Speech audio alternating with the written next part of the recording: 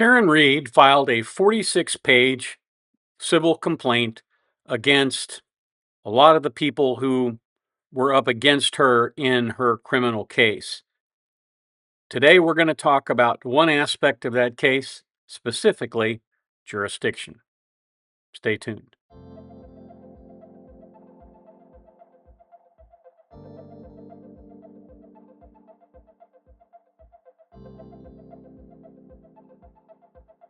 Here's what we're talking about today.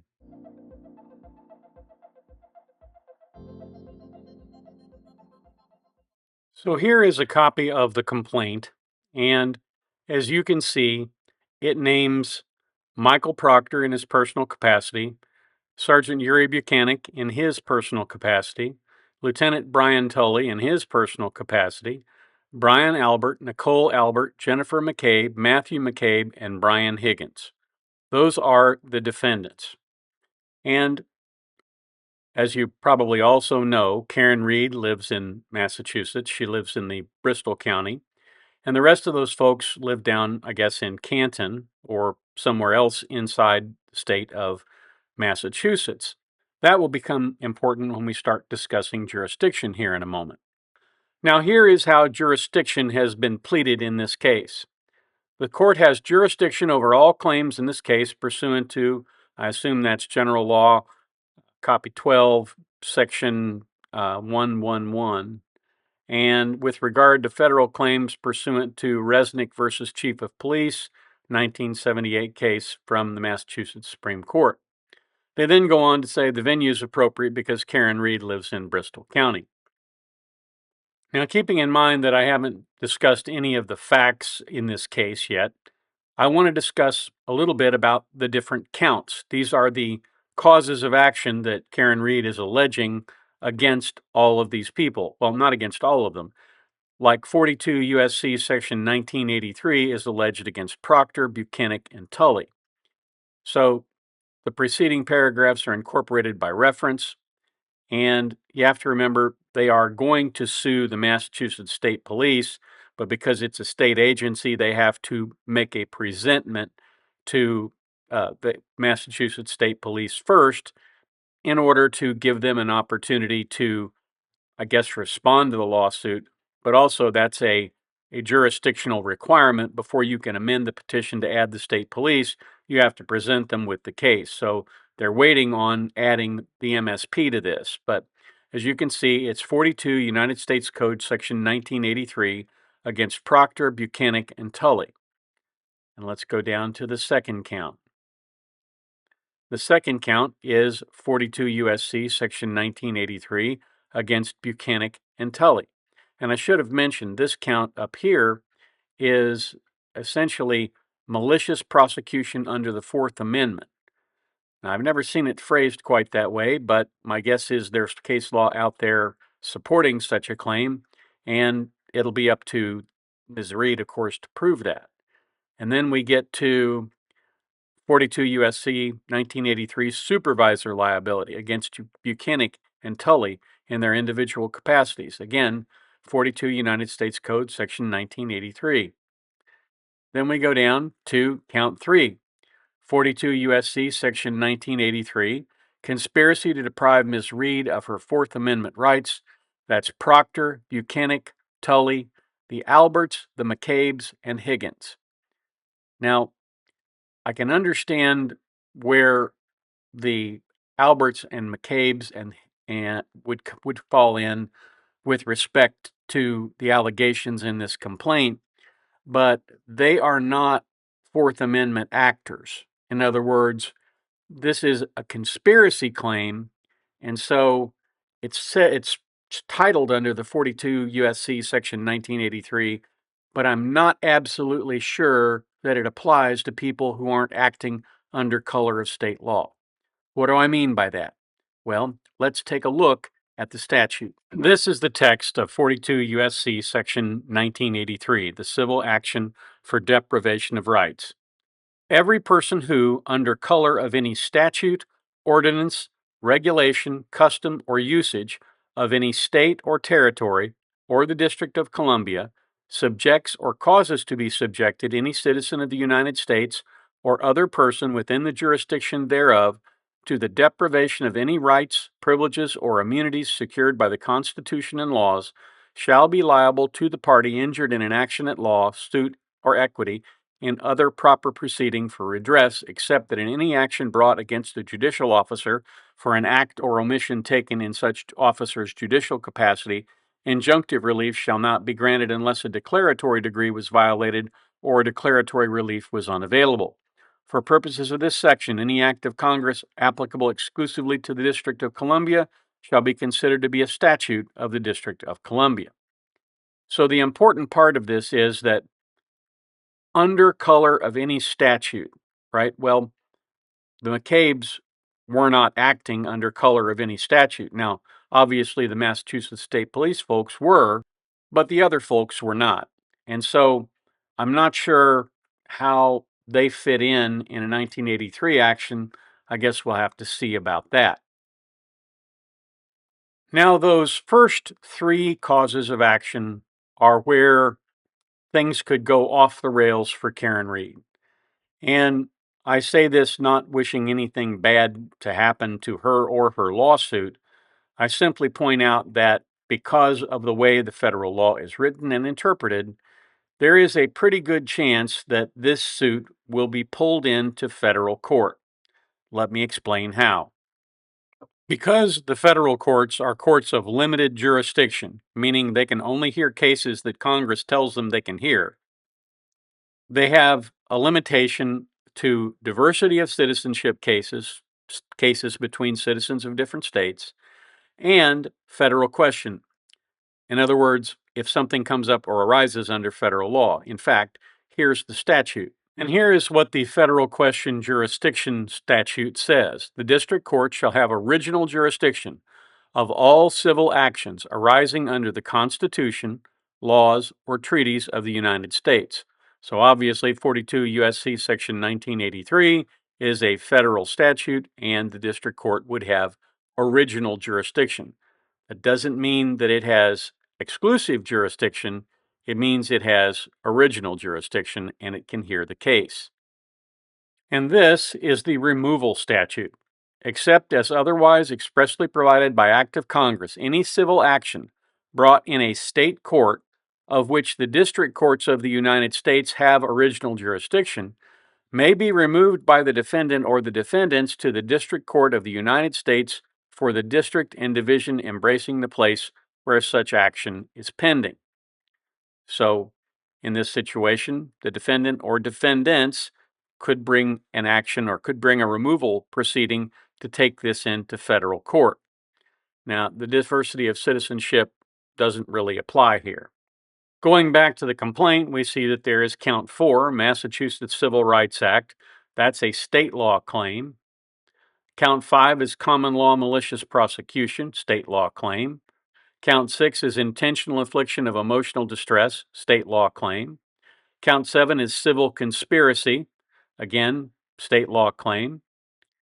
And then we go to the jury demand and prayer for relief. So the question then becomes, well, if you remove it on the basis of these federal statutes, what happens to those state law claims? Congress thought about that too. And here's the statute that handles that, 28 U.S. Code, Section 1367. Except as provided in subsections B and C, or as expressly provided otherwise by federal statute, in any civil action of which the district courts have original jurisdiction, the district court shall have supplemental jurisdiction over all other claims that are so related to the claims in the action within such original jurisdiction that they form part of the same case or controversy under Article 3 of the Constitution. Such supplemental jurisdiction shall include claims that involve the joinder or intervention of additional parties. So, as you can see, those other claims would also come into federal court because they're covered under supplemental jurisdiction. Now, why is this an issue? Here are some of the widely recognized reasons why federal court is tremendously more advantageous for defendants. First, federal courts are often likely to grant motions to dismiss and motions for summary judgment compared to state courts. That's because the federal rules are designed to resolve cases as quickly as possible. And sometimes justice takes a back seat. And when you have a multi count complaint, as this one is, and multi defendant count, as this one is, federal courts like to simplify things. And one way they do that sometimes is to chop up the complaint with motions to dismiss.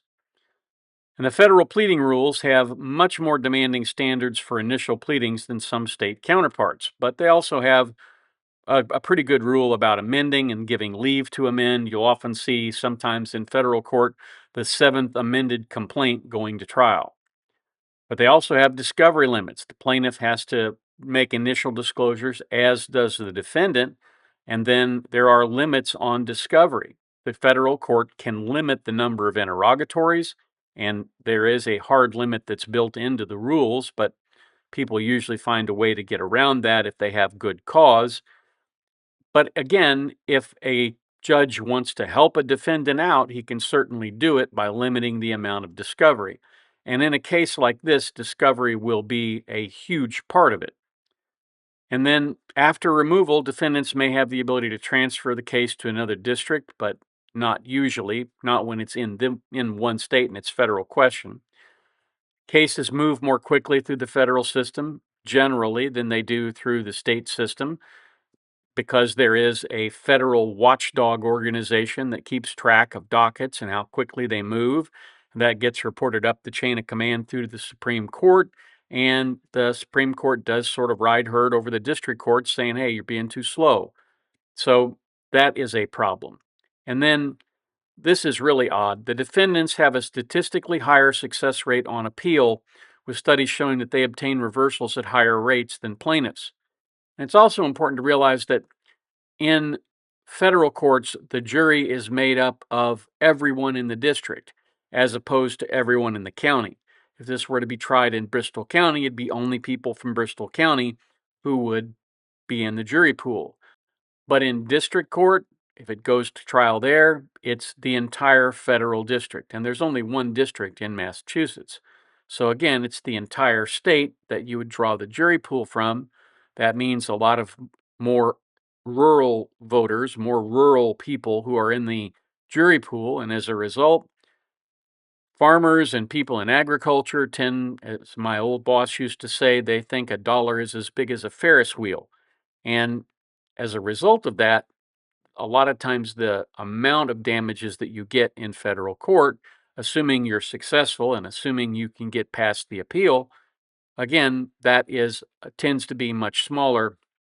It's not a good venue. It's not a good place to try a case. I've had some good luck in federal court in False Claims Act cases, but I've not had good luck with other cases that I brought in federal court, just because, again, the courts tend to be very defendant friendly. And that's sad, but it's true. It's not the way courts should be. They should be neutral. But again, in my experience, this is just my opinion, they tend to be very favorable to the defendant. Now, by law, you only get 30 days to file the removal petition with the federal court. So if they blow that deadline, then there wouldn't be a removal. But I can't imagine anybody in the practice of law who defends cases regularly who gets this complaint come across their desk that doesn't immediately start drafting a removal form to get this removed to state or from state court to federal court.